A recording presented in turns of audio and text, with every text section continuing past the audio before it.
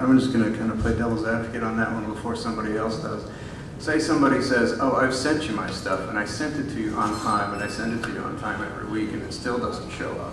Is there some kind of, explain kind of the curatorial process and maybe what they can do to maybe help their press release or listing surface to the stuff? If you're sending it to me on time, it's getting put somewhere, unless, you know, you're, you know, no-name cover band playing Green Iguana. That information, we do have a soundboard, which we're currently working on updating, which that information will go into. But for the most part, if you get me your information on time, even if it's late, I'll put it into the online listings. As long as it's a couple days before the show and I get it, you know. And not a cover band. Yeah, I mean, I'm trying to support the local. I mean, I know there's bands out there that are original bands that play covers. You know, that you know, I know I'm pretty, you know, not know what bands are the cover bands, like the no-name cover band, you know, bands like that. Sometimes that's what they name themselves. But usually I try and do, you know, original bands that actually play original music sometimes, at least. And also, PR photos. Have something to send us, a PR photo, a nice shot of your band as it is currently. Don't send me a shot of your band as it was 6 months ago. There's 2 new members now. You don't have horn player or something.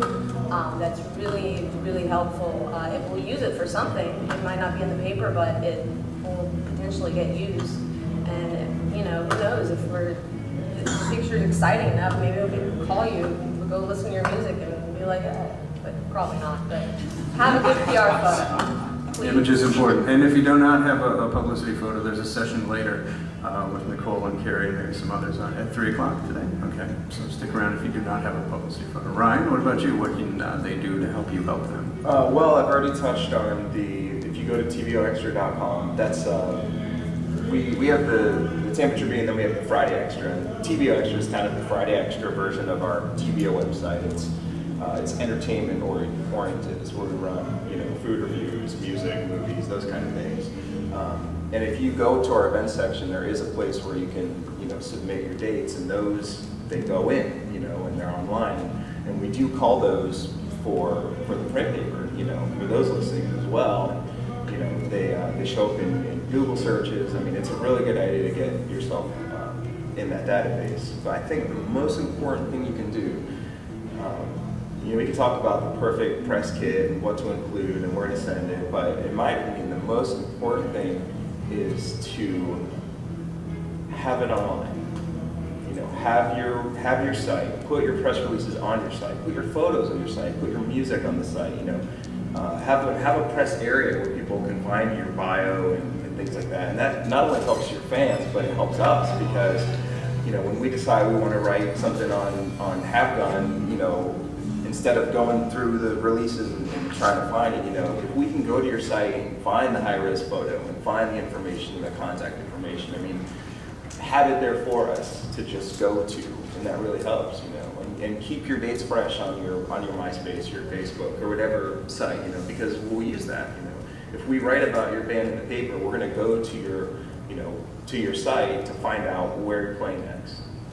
Yeah, and just to expound upon that, I don't want to go to your site, MySpace, etc., and click on your recent entry and it be from 2009. I mean, come on, update your information a little bit. Give us a little bit of news to work with. Right, or at least be more targeted, you know. I mean, whenever some new site comes up, you know, I mean, look, I'm a local musician too. I understand, like, you want to be on Facebook, you want to be on MySpace, you want to be on Twitter, but if you're going to be that spread out, make sure that they're all updated, you know, because nobody knows which one, you know, any of these people is going to end up on. You know, and if you've got a MySpace page from 2007 and it stopped there, I mean, we might not know where to go next, you know. So if you've got your own domain or your own site that way, and, you know, it's best to keep it fresh that way. Julie, I'm going to skip here real quick, just only because I think it's going to be real similar to the other two. Okay. Brian, let me ask you, since yours is the only one that's very genre specific, everybody else here kind of covers everything from classical to jazz to pop to rock. You deal with all country and Americana mainly. So what is it that you look for, other than not having a major record deal in covering the bands that you cover, and what can they do to help you? Locally, the number one thing you can do is try. You know, when we started on Bullets, we wanted to cover local music. We wanted at least 20% of the site to be local music. And we reached out to every local band we could think of, and most of it we were just met with radio silence. And after banging our head against the wall for months, we just stopped. Honestly, now we have the select few that we champion, and other than that, we don't chase the local music anymore. I'm a St. Pete guy, and I'll be honest, I won't come across the bridge to go see a band I don't know, but I will go anywhere in St. Pete at the drop of a hat. So if you fit within our soundscape and you're playing over there, send an email. Hey, we're playing. You might be subject to my drunken ramblings later that night, but yeah, there's almost guaranteed I'll go out to see a show. I want to touch on that, chasing the music, because I think something that everybody deals with, I think, and it's everybody, as you get older, your aperture tends to close. You have a tendency to close off to certain kinds of music.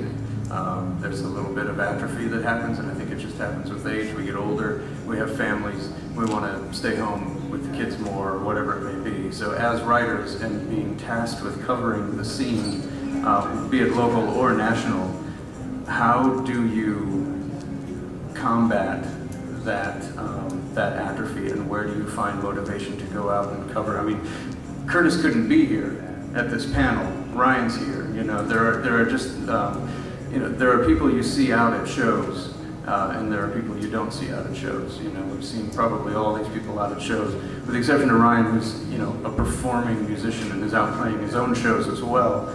How do you guys find the motivation to get off the couch at 10 o'clock at night and go to that show, like you said, across the bridge? You know, Jason, let's start with you.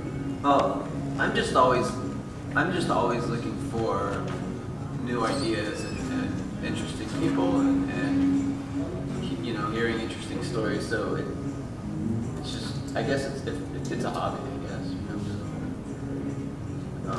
Leilani? It's a two-part thing. It's love of music and the need to have to be out and seeing it and finding out, you know, what's next or whatever. The other is a practice what you preach. I do what I do to get people off the couch, so I should be getting off the couch and going out and seeing shows. I love doing it, but this was today a prime example. I will be going back to St. Pete after I do a couple more panels, and I'll drive back tonight to see all of the excellent local music that will be playing here. I don't necessarily want to drive back and forth to Ybor from St. Pete 2 times in one day, but I want to support the scene, and I want to do what I want other people to do. Right. Well, I think all of us up here, and, you know, anybody that's in the business, you know, we're just people too, and we love music, and it's the same as you guys, you know. I mean, I go and hear bands based on what friends tell me, or, you know, you go to see a band, you know, and find a new band that's opening for them that piques your interest. I mean, it's kind of hard to pinpoint. It's really more of an organic thing, you know. I mean, I've been following the scene for years, even before I was, you know, helping to cover it, and I really don't think anything's changed. I think it's still the same, you know. But you know, I just try to make it a point to go out every week and find it, you know. Julie? I derive pleasure from it. I love it. I'm a person who prefers to be, you know, up front watching the band over small talk in a bar. I kind of look forward to it, you know. So I will say it is a struggle. I am over 40 now, and I kind of am a little more tired. I don't want to go out at 10 o'clock sometimes, but I push myself. And I think that also, if you look for opportunities to watch an earlier show, there are afternoon festivals. Skate Park at Tampa has usually an earlier schedule. You can go 7 o'clock, see like some of the most exciting, most energetic bands play. So it's kind of it's like a 50-50 between like maybe giving myself a little more forgiveness and also pushing myself. Bryan, we know you won't go to Tampa. What gets you off the couch to go see me? I have no kids, and I have a raging alcohol problem. So I prefer to. Hello, Bryan. I prefer to drink in bars as opposed to at home, and I would prefer to do it watching a shitty garage band play their second show than sit at the Bishop and listen to a bunch of people I don't really care. So that's what we do. All right, one more question, and then we're going to open it up to audience questions. I want to know, with the kind of a technical question, are you still getting vinyl to review? Are you getting CDs? I know an email went around recently about a shared a server, a reviews server where you can stream releases in advance. Are you seeing, what's better for you? Do you want a link that's going to stream the entire album, or do you want some kind of printed hard artifact in your hands to look over and read the lyrics? I mean, what's better for you to review? And I guess we're talking album reviews at this point. Jason, yeah, Bryan, go ahead. I can't listen to vinyl. I have no way to. I barely have a way to listen to a CD now. I can rip them. That's about the extent of CDs. 9 Bullets, we prefer digital just because it's better for you too, especially when dealing with blogs.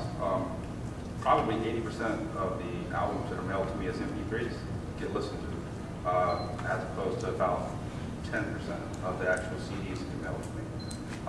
Basically because if I get a digital download, I can forward it to all the writers, so everybody gets to listen to it. If it's a CD, it sits in my, I want to listen to this file, then it gets moved to the, God, I really should listen to this file, and then it gets moved to the, damn, I need to throw this shit away.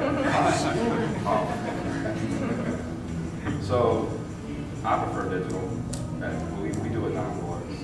Also, don't send me a link to your streaming album, because I'm going to listen to it driving. I drive from St. Pete to Tampa every day for work, and I can't stream an album in my car, but I can play an MP3.